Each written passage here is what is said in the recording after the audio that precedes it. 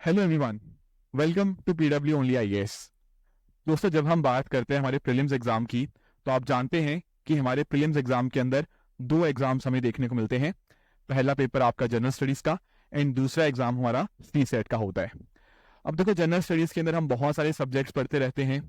Polity, economy, geography, history, environment, IR, current affairs, बहुत कुछ पढ़ना पड़ता है। अब चीज़ें हम पढ़ते तो बहुत बार हैं, बट या तो हम उनको या तो भूल जाते हैं, या फिर एग्जाम के अंदर अगर मान लो क्वेश्चन आता है तो हमें समझ नहीं आता कि उस क्वेश्चन को आंसर कैसे करें। या इवन एक तीसरी जो मिस्टेक बच्चे करते हैं ना, कि बहुत बार रैंडमली कुछ ना कुछ क्वेश्चन अटेम्प्ट करते रहते हैं, फिर उनको रिवीजन करना भूल जाते हैं। तो जब एग्जाम का टाइम आता है, उसके अंदर वो चीज़ हमसे अच्छे से नहीं अटेम्प्ट हो पाती, जिस वजह से हम जीएस के अंदर अपनी कट ऑफ को क्लियर नहीं कर पाते। सेम यही दिक्कत सी सेट के अंदर भी आती है। देखो, आज के सेशन के अंदर ना मैं थोड़ा सा आपको एक टेक्निक सिखाने की कोशिश करूंगा कि किस तरह से जो भी आप एमसीक्यू प्रैक्टिस करते हो, जो भी आप टेस्ट सीरीज लगा रहे हो, उसका एफिशिएंट तरीका क्या होता है, ताकि अपने स्कोर को मैक्सिमाइज किया जा पाए, plus at the same time जो आप प्रैक्टिस कर रहे हो उसका फुल रिजल्ट आपको मिल पाए। एक्चुअली मैं आपको एक एग्जाम्पल से समझाता हूँ। जैसे आप यहाँ पे नोटिस कर पाओगे, ये एक आपके सामने एक टेस्ट देखने को मिल जाएगा। ये आपके सामने ना इन्वायरमेंट टॉपिक का एक टेस्ट देखने को मिल रहा है, राइट। जैसे इसमें कुछ क्वेश्चंस हैं, बायोलॉजिकल ऑक्सीजन डिमांड, इस तरह के कुछ कुछ क्वेश्चंस हैं। अब देखो, सबसे बढ़िया तरीका टेस्ट सीरीज को अप्रोच करने का ये रहता है कि आप ना जब भी कोई टेस्ट उठाओ, तो टेस्ट से पहले आपके सामने उसका सिलेबस मेंशन होता है। जैसे अगर मान लीजिए ये अगर एनवायरनमेंट का टेस्ट है, तो पूरा सिलेबस मेंशन होगा कि इस टेस्ट के अंदर ये टॉपिक्स आए हुए हैं। लेट्स से आपके बेसिक्स ऑफ एनवायरनमेंट हो गया, आपके इकोसिस्टम और बाकी जो चीजें हो गया, कुछ एक महीने का करंट अफेयर्स हो गया। इस तरह से चीज मेंशन होगी आपके सिलेबस के अंदर कि यानी कि इस टेस्ट में ये सब पूछा गया है। अब सबसे बढ़िया तरीका टेस्ट सीरीज को यूटिलाइज करने का यही होता है कि जो भी सिलेबस मेंशन है उसको आप अपने नोट्स हो गया, या जो भी आपने बुक्स के अंदर चीजें हाईलाइट कर रखी हैं, उनको यूटिलाइज करो। उनसे पहले रिवीजन कर लो उस पर्टिकुलर टॉपिक की, उस पर्टिकुलर सिलेबस जो इस टेस्ट में पूछा गया है, फिर आप इस टेस्ट को अटेम्प्ट कीजिएगा। देखो, मैं ना एक बहुत बार कोट क्लासेस में भी यूज करता हूं कि अगर आप किसी चीज को मेजर कर सकते हो ना, तो उस चीज को आप मैनेज भी कर सकते हो। कहने का अर्थ क्या, अगर आपने अपनी प्रोग्रेस को देखने लग गए कि मेरी प्रोग्रेस हो रही है नहीं हो रही, फिर इस प्रोग्रेस जो आपकी प्रोग्रेस है उसको मैनेज करना पॉसिबल हो जाएगा। तो मैं ये नहीं चाहता कि आप दो क्वेश्चन इधर से लगाओ, दो क्वेश्चन ऐसे लगा लो, कहीं नेट पे ऐसे ढूंढा तो दो क्वेश्चन वहां से लगा लिए। नहीं, ये एक सिस्टमेटिक तैयारी होनी चाहिए आपकी टेस्ट सीरीज की।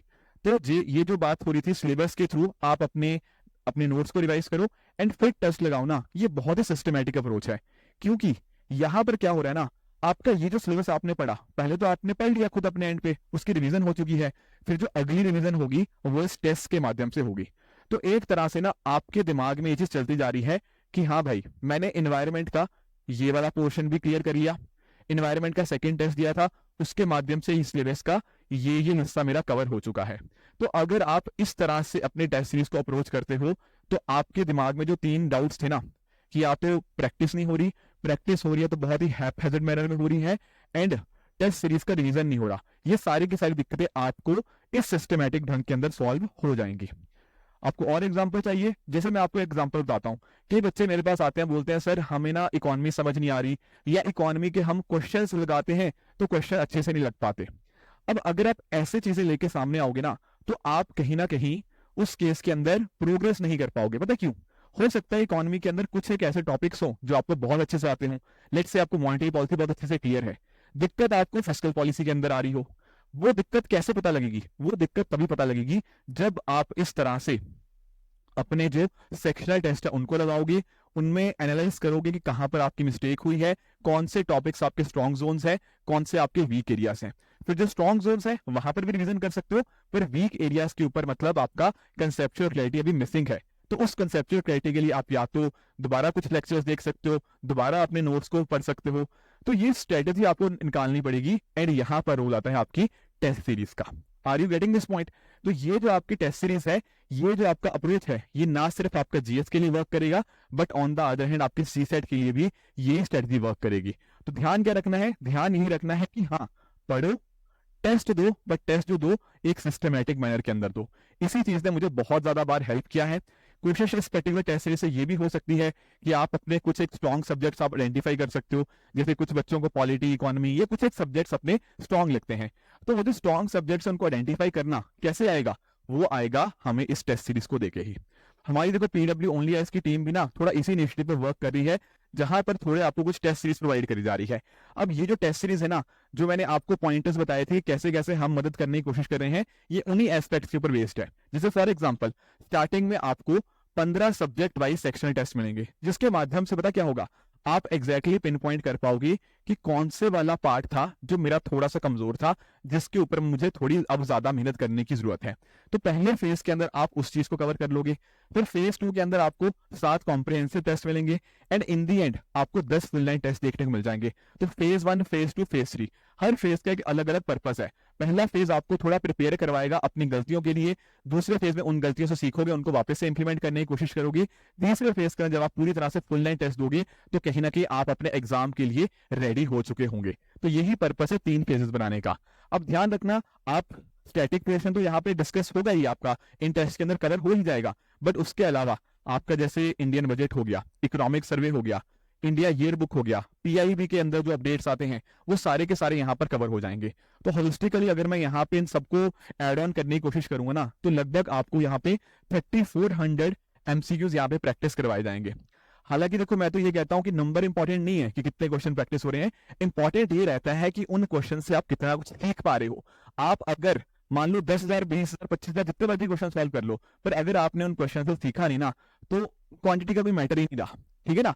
पर ओवरऑल यहाँ पे 3400 क्वेश्चन देखने को मिलते हैं। इंपॉर्टेंट ये ध्यान रखना कि इनसे हमें सीखना है, गलतियां क्या हो रही हैं, उन गलतियों को मैं कैसे सीख सकता हूं, उन गलतियों से ऐसा क्या इंश्योर कर सकता हूं कि वे सेम गलती मेरी एग्जाम के अंदर ना हो। ये बहुत इंपॉर्टेंट है। मॉक्स का पर्पस ही ये होता है कि आपका एग्जाम लाइक कंडीशंस आपके सामने हो, एग्जाम के अंदर जो प्रेशर फील होना है वो सबसे पहले यही फील कर लो, इन्हीं चीजों से सीख लो ताकि एग्जाम के अंदर वो गलतियां ना हो। तो ये आपकी जीएस की पूरी आपकी टेस्ट सीरीज है। ध्यान रखिएगा ये जो टेस्ट सीरीज है आपकी 18 अगस्त से स्टार्ट हो रही है अभी, ठीक है ना, और ये चलेगी आपके प्रीलिम्स तक, 2025 प्रीलिम्स तक आपको ये रन होगी। तो इस तरह से टोटल आप नोटिस कर पाओगे, जैसा मैं आपको बता रहा था कि 15 सेक्शनल टेस्ट, 7 कॉम्प्रिहेंसिव टेस्ट, आपके 10 फुल लाइन टेस्ट और 2 आपके स्पेशल टेस्ट है, budget, economic survey, India year book और आपके पीआईबीस के ऊपर। तो टोटल इस तरह से आपके 34 टेस्ट आपको यहाँ पे देखने को मिल जाएंगे। और ये जो सारे के सारे टेस्ट होंगे ये यूपीएससी का जो नया पैटर्न है उसी हिसाब से यहाँ पे डिजाइन करे गए हैं। तो ये समस्या तो जो हमारी थी ना जीएस के रिगार्डिंग, ये तो इससे सॉल्व हो जाएगी। अब अगर मैं बात करता हूँ दोस्तों सीसेट की, सिविल सर्विसेज एप्टीट्यूड टेस्ट की, यहाँ पे भी बच्चों को बहुत दिक्कत आती है। इंपॉर्टेंट बात पता क्या है, सीसेट में टेस्ट देना पता क्यों जरूरी होता है, इसके 2-3 कारण है। पहला तो कारण यही है कि 2 घंटे के अंदर 80 क्वेश्चन सॉल्व कर पाना कई बार बहुत बड़ा चैलेंज हो जाता है, राइट। पहले क्वेश्चन से हम सॉल्व करना स्टार्ट करते हैं, कई बार एक एक क्वेश्चन के ऊपर 4 मिनट 5 मिनट लग जाते हैं, फिर बच्चे इन दी एंड बोलते हैं कि सर 2 घंटे के अंदर मेरा तो पेपर ही कंप्लीट नहीं हुआ।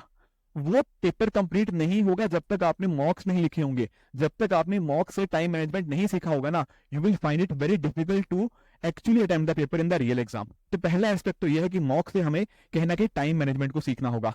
दूसरी बात जो मैं सीसेट में हमेशा बताता हूं कि आपको ये आइडेंटिफाई करना होगा कि कौन सा क्वेश्चन आसान है, कौन सा मीडियम लेवल का है, कौन सा मुश्किल है। मुश्किल वाले क्वेश्चन हमें छोड़ने होते हैं, मीडियम वाले क्वेश्चन थोड़ा late in the paper solve करने होते हैं, एंड सबसे पहले हमें जो आसान पेपर क्वेश्चन होते हैं उनको पेपर में सॉल्व करना होता है। तो आइडेंटिफिकेशन ऑफ क्वेश्चंस वो भी कहीं ना कहीं आप यहाँ पर मॉक्स से ही सीखते हो। इसके अलावा हर इंसान के अपने कुछ स्ट्रेंथ एंड वीकनेस होती है। जैसे मुझे क्वांट रीजनिंग बहुत अच्छे से आती है, पर मेरा इंग्लिश उतना स्ट्रॉन्ग एरिया नहीं है। कुछ बच्चे ऐसे होंगे जिनका इंग्लिश और रीजनिंग स्ट्रॉन्ग होगा, पर मैथ्स के कुछ कॉन्सेप्ट ऐसे होंगे जो उनके शायद अच्छे नहीं होंगे। तो कहीं ना कहीं वो स्ट्रॉन्ग एरियाज को और वीक एरियाज को आइडेंटिफाई करना वो भी आप टेस्ट के माध्यम से ही सीखते हो। तो ध्यान रखना, ना कि सिर्फ जीएस बल्कि सीसेट के अंदर भी आपको टेस्ट लगाना अपने आप में बहुत एक इंपॉर्टेंट कदम है आपके एग्जाम के लिए। पढ़ना अच्छी बात है, प्रैक्टिस करना अच्छी बात है, उनसे सीखना अच्छी बात है, पर अगर आप मॉक्स नहीं लगाओगे कहीं ना कहीं आप एग्जाम लाइक कंडीशंस को फेस नहीं कर रहे हो, उनसे थोड़ा भाग रहे हो, एंड जिस दिन आपका रियल एग्जाम आएगा आप कहीं ना कहीं अपने आप को मुश्किल में पाओगे। तो इंपॉर्टेंट यही है कि जीएस भी प्रैक्टिस करो एंड सीसेट भी प्रैक्टिस करो। एंड जैसे जैसे आपका प्रीलिम्स नजदीक आएगा कोशिश ये करनी है कि सुबह के टाइम जैसे 9:30 से 11:30 आपका पेपर होता है जीएस का, उस समय आप जीएस का प्रीलिम्स का एक मॉक टेस्ट लगा सकते हो। सी सेट का जैसे 2.5 से 4.5 आपका एग्जाम होता है, तो उस समय के अंदर आप सी सेट के एग्जाम को अटेम्प्ट कर सकते हो। तो अगर इस तरह से अटेम्प्ट करोगे, I think that will help you. तो जीएस का तो मैंने आपको बताया कि किस तरह से हमारी टेस्ट सीरीज आपको हेल्प कर सकती है। इन अ सिमिलर मैनर हमारे सामने यहाँ पे सी सेट की टेस्ट सीरीज भी देखने को मिल जाएगी। अब इसके अंदर भी हमने फेजेस ही डिवाइड करे हैं, ताकि आप ना स्टेप बाय स्टेप इसके लिए तैयार होते रहिए। पहले फेज के अंदर आपको यहाँ पर 9 सेक्शनल टेस्ट मिलेंगे, जहां पर हर सेक्शनल टेस्ट में आपको 40 क्वेश्चन होंगे, ताकि ना वो एक एरिया आइडेंटिफाई हो जाए कि हाँ यार, मुझे ना मैथ्स और क्वांट तो आता है पर इंग्लिश में थोड़ी कमजोरी थी, और यहाँ पर फेज 1 में आइडेंटिफाई हो जाएगा। फिर उन चीजों की आपको रिवीजन करनी होगी, तो 3 रिवीजन टेस्ट होंगे, जहां पर हर टेस्ट में 80 क्वेश्चन आएंगे। तो पहले जो आपने पढ़ रखा है उसी को एक तरह से रिवाइज होगा। एंड जैसे जैसे आप एग्जाम के नजदीक आते रहेंगे, फिर आपके पास यहाँ पे 10 फुल लेंथ टेस्ट होंगे, जहां पर हर पेपर के अंदर 80 क्वेश्चन होंगे। तो वो सारी चीजें थी ना कि टाइम मैनेज कैसे करना है, कौन सा क्वेश्चन करना है, कौन सा छोड़ना है, and at the same time अपने स्ट्रॉन्ग और वीक एरियाज को आइडेंटिफाई करना, वो फेज 3 के अंदर पूरी तरह से अच्छे से हो जाएगा। क्लियर है ये बात? तो ये वाला जो आपकी सी से टेस्ट सीरीज है, ये भी 18 अगस्त से स्टार्ट है, एंड ये भी रहेगी आपकी जब तक आपका प्रीलिम्स नहीं हो जाता 2025 का। बाकी देखो, इसके अलावा नोटिस कर सकते हो आपकी टोटल लगभग 1400 एमसीक्यूज आपको देखने को मिल जाएंगे। ठीक है, प्रॉपर एनालिसिस आपको मिलेगा कि कहाँ कहाँ पे आपने गड़बड़ करी, कैसे उसको बेहतर कर सकते थे। तो इस तरह से जो दोनों टेस्ट सीरीज हमारी टीम द्वारा डिजाइन करी गई है, चाहे जनरल स्टडीज की एंड चाहे सीसेट की हो, वो आपको बहुत बहुत ज्यादा हेल्प करेंगी। इंपॉर्टेंट बात देखो यही है इन दी एंड, कि टेस्ट सीरीज को देना अच्छी बात है, बट टेस्ट सीरीज से सीखना, अपनी गलतियों को आइडेंटिफाई करना, ताकि वो गलतियां हमारे रियल एग्जाम में ना हो। अगर कोई इंसान ये सब चीजों को सीख लेता है, तो आई एम श्योर कि वो अपने प्रीलिम्स में बहुत अच्छे से परफॉर्म करेगा। ठीक है दोस्तों, तो ये थी आज का सेशन। आई होप आपको आज का सेशन बहुत अच्छे से समझ आया होगा। इसी तरह से आप भी अपने एंड पे हार्डवर्क करते रहिए। Thank you so much for joining.